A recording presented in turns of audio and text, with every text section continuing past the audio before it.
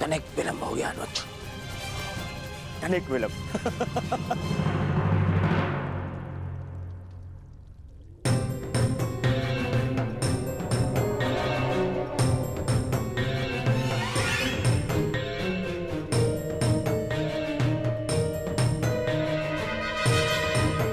ये चलिए तो सो रहा है, प्रतीक्षा करनी होगी।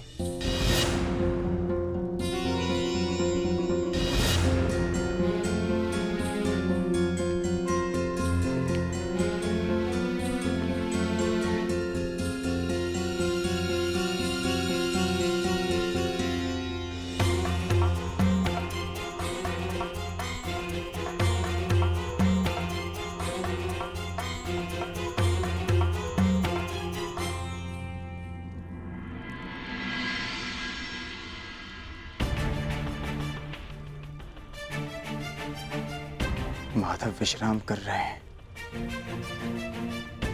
जगाना उचित नहीं होगा।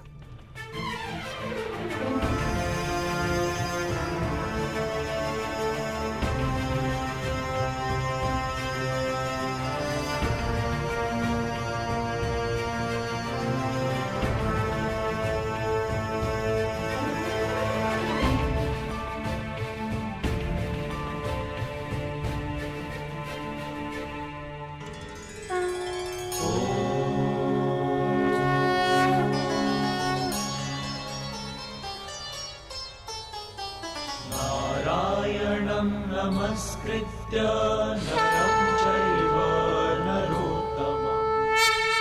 अरे अर्जुन, एक वर्ष किन्नर क्या रहे, तुम तो क्षत्रियों के लक्षण ही भूल गए। केवल समर्थन पाने के लिए तुम क्षत्रिय कुल का अपमान कर रहे हो। तुम तो धरा पर बैठ गए ऐसे। जो इस धरा के स्वामी हैं, उनके समक्ष ब्राह्मण क्या और क्षत्रिय क्या।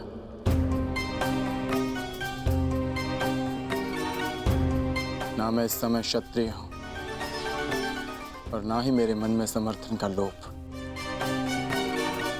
मैं तो केवल इस समय एक भक्त हूं जो अपने आराध्य के चरणों में बैठा है।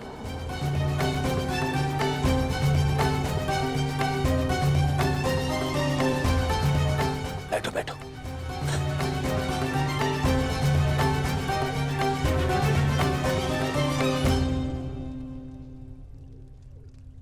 माधव,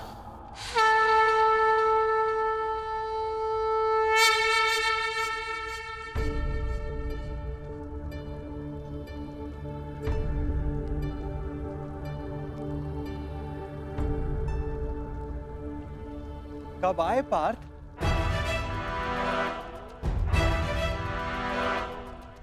मुझे तो तुम्हारे आने का भान ही नहीं हुआ। आप विश्राम कर रहे थे माधव, इसलिए जगाना उचित नहीं समझा। और तुम नीचे क्यों बैठे हो? इधर आओ, मेरे समीप आकर बैठो। माधव, मैं यहाँ आपका युद्ध के लिए समर्थ। अरे ठहरो, यहाँ पे पहले मैं आया तो समर्थन मांगने का अधिकार मेरा है। अरे दुर्योधन, तुम भी यहाँ हो? आश्चर्य। आश्चर्य है? आश्चर्य तो मुझे हो रहा है। मेरे आने पर तो आप उठे नहीं, और अर्जुन के आते ही आपकी नींद खुल गई।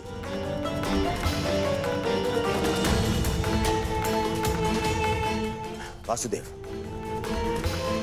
मैं यहाँ अर्जुन से पूर्व उपस्थित हुआ हूं, इसलिए समर्थन मांगने का अधिकार पहले मुझे मिलना चाहिए।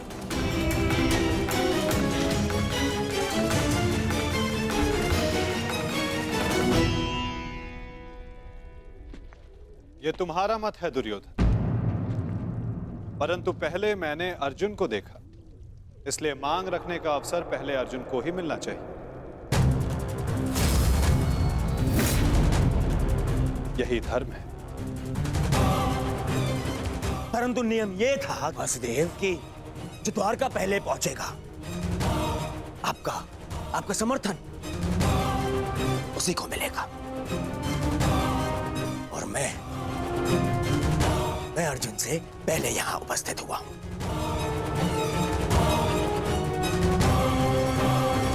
कदाचित तुमने नियम ठीक से नहीं सुना था दुर्योधन। नियम यह था कि द्वारका पहुंचकर मेरे समक्ष आकर प्रथम जो समर्थन की मांग करेगा मैं उसका साथ दूंगा। अब आप कुतर्क का सहारा ले रहे हैं वासुदेव।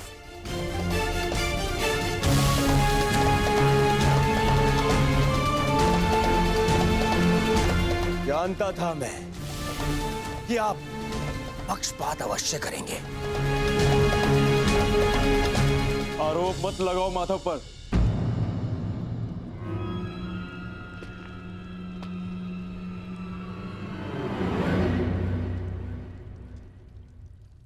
दुर्योधन सत्य कह रहा है माधव। मुझसे पूर्व ये यहां उपस्थित था, परंतु आपके पीछे बैठने के कारण आप इसे देख नहीं पाए। इसलिए समर्थन का पहला अवसर दुर्योधन को ही मिलना चाहिए।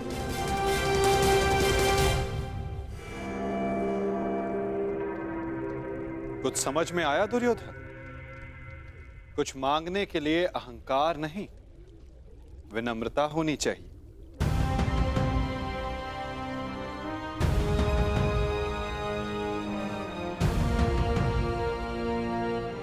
कहो क्या चाहिए?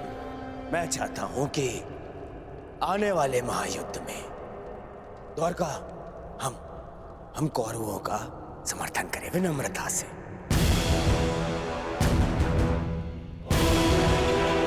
अपनी मांग पर अड़िग हो?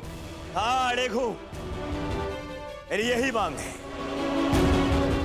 मैं चाहता हूं कि महायुद्ध में द्वारका हम कौरवों का समर्थन करें। ठीक है, तथास्तु।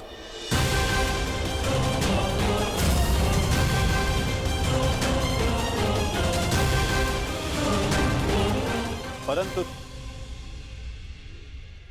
तुम्हारे इस वचन ने मुझे बहुत बड़ी उलझन में डाल दिया है दुर्योधन। अब मुझे हस्तिनापुर के साथ साथ इंद्रप्रस्थ की भी सहायता करनी होगी। असंभव! यह असंभव है। ये पक्षपात है। परंतु तुमने यही तो मांगा है गांधारी नंदन। मैंने वचन बोलने से पूर्व अपने मन की तुला पर उन वचनों को तौल लेना चाहिए दुर्योधन।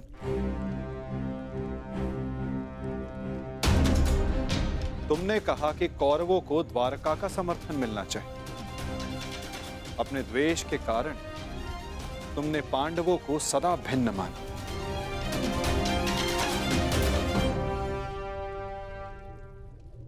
परंतु नीति अनुसार हर कुरु संतान कौरव है और पांडव उसी कुरु वंश के हैं जिसके लिए तुमने सहायता की मांग रखी है।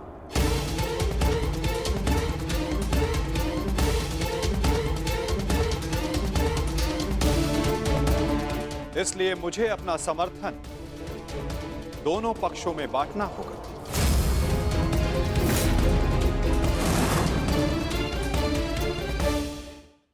इसलिए मुझे अपना समर्थन दोनों पक्षों में बांटना होगा।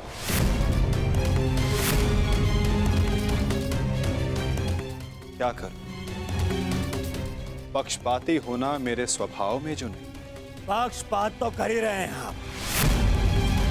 हम दोनों एक दूसरे के विरुद्ध खड़े हैं, तो स्पष्ट कीजिए हम दोनों को एक साथ कैसे समर्थन देंगे आप?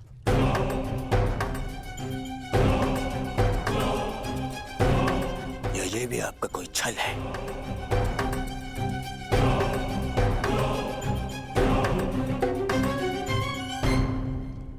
विभाजन से